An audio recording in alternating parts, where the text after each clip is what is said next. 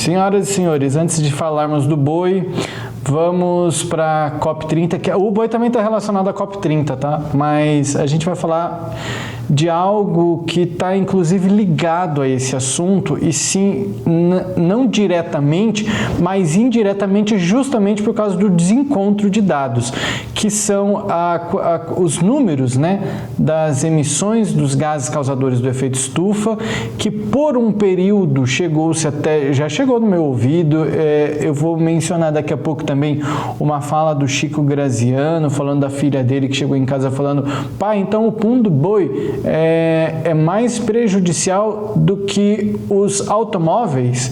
E a resposta é não. Os números mostram que 75% das emissões, elas são causadas por emissões de combustíveis fósseis, causadas pela queima de combustíveis fósseis e carvão. Então, isso leva a gente a cada vez mais chegar próximo da verdade. Já vou até antecipar também, que vem para o próximo assunto, que a emissão de metano da agropecuária, ela representa... eu preciso de um outro dado primeiro. A agropecuária, ela representa para as emissões 11%, aproximadamente 11% das emissões dos gases causadores do efeito estufa. E desses 11%, 70% são dos bois. Desses 11%, ou seja, 11% já é uma parcela pequena.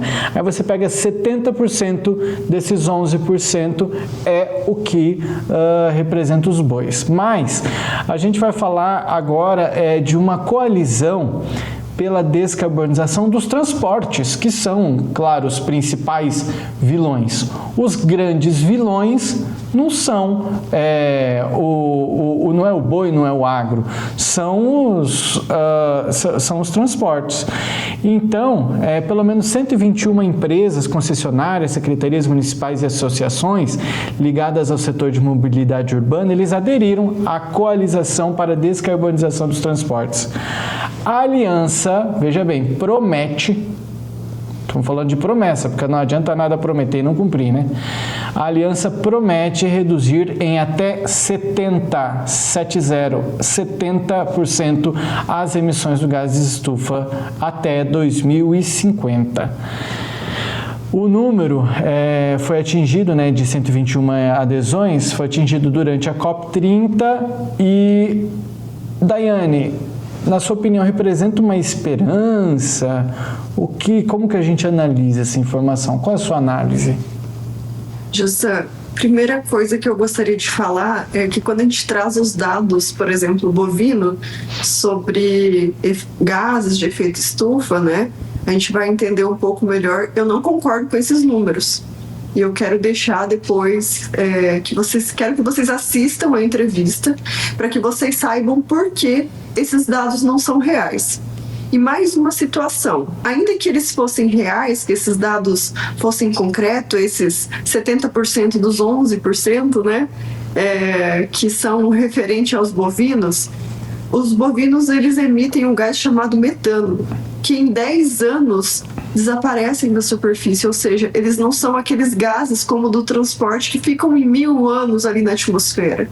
Então, assim, como se ele fosse aquelas sacolas biodegradáveis. Eles desaparecem muito rápido. Elas não são como as sacolas tradicionais que levam milhares de anos. O pum do boi, ele é biodegradável e ele sai da atmosfera por um período de 10 a no máximo 12 anos. Então, essa comparação que a gente faz muitas vezes, ela não é justa de forma alguma. E a gente também depois vai falar que nem concordamos com esse número, né? Porque existem a questão das pastagens também. Mas aqui, o que a gente viu, Jossan? Finalmente eles vão atacar o ponto principal dos gases de efeito estufa. Finalmente! O que a gente precisa? Atacar o centro do problema. 70 e poucos % são o transporte. E o transporte, quando a gente fala, são automóveis, são caminhões, são aviões. são barcos, tantas outras coisas, né, que fazem o transporte, que são responsáveis realmente pelo número 1 de poluição de gases de efeito, que duram aí milhares de anos. Então, finalmente, alguma coisa útil está sendo feito na COP, está sendo feito pelo meio ambiente. Finalmente, eles não estão atacando as miudezas, como eu poderia dizer, né? Porque eles ficam atrás das porcentagens menores, enquanto o principal estava ficando de lado. Agora sim, nós vamos ter uma tarefa efetiva contra os transportes, porque a gente já deveria estar fazendo isso há muito tempo. A gente já falou aqui, por exemplo, no nosso país, que a gente usa muito transporte rodoviário, que emite muito mais. Agora no Brasil, eles estão começando a introduzir, né, o biodiesel, que é um combustível que vai emitir menos também gases de efeito estufa. Então já estão fazendo práticas para melhorar o nosso transporte. E também a introdução do etanol, né, Jassan? O etanol ele tem vindo para ficar, inclusive carros. Eu vou até contar para vocês uma experiência. Meu pai ia trocar de carro e a gente tinha conseguido um carro que era muito confortável, muito bom, estava com um valor bom, até promocional. E a gente foi ver, era só a gasolina. A gente não quis pegar o carro. Simplesmente nós escolhemos não pegar esse carro, porque ele era só a gasolina. Se a gente concorda em um meio ambiente e quer que a gente tenha uma sustentabilidade, a gente também tem que fazer práticas que começam de casa. Se eu pensar só em mim, mas só eu não vai mudar nada. Mas se cada um pensar assim, a gente pode melhorar um pouco o mundo, né? E aqui o etanol para a gente também é mais barato. Usa o nosso produto da nossa região, que é o milho, vai fomentar o mercado e é um combustível sustentável, né? Ele é cíclico. O que é cíclico? O milho, por exemplo, eu posso plantar o milho todo ano e ele não vai gerar gases de efeito estufa no meio ambiente. E eu vou lá e vou plantar ele de novo e vou usar ele de novo. Agora, se eu for usar um combustível como gasolina, ele não é cíclico, não dá para plantar gasolina ou produtos para fazer gasolina, né? O petróleo não é cíclico, então ele é finito e ele polui. Então, se cada um pensar em práticas para melhorar o meio ambiente, é muito fácil. Se cada um das pessoas, né, que forem comprar um carro novo, já comprarem um carro que seja com combustíveis que coloque pelo menos que tenha etanol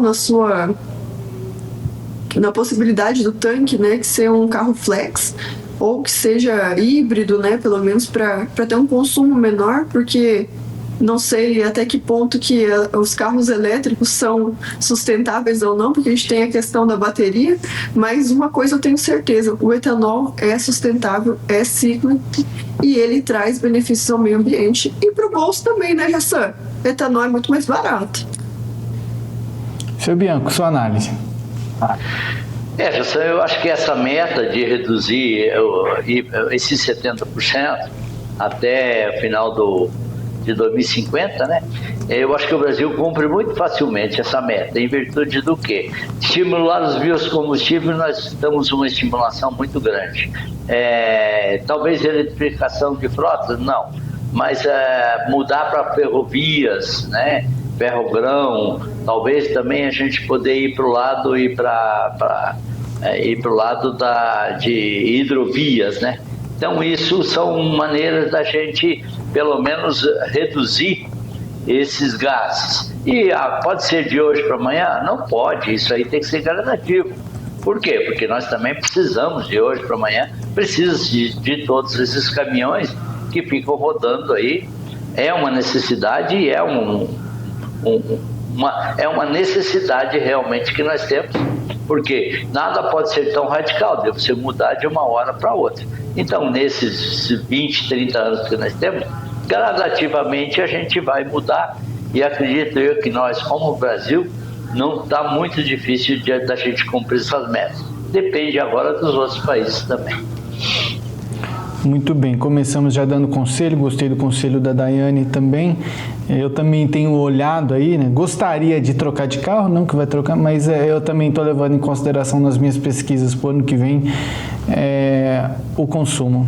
Mas é isso, a gente já encerra esse assunto, porque no próximo bloco vem aí uma entrevista muito boa com a Cristina Genro, pesquisadora da Embrapa Pecuária Sul. Já eu chamo vocês para isso, viu?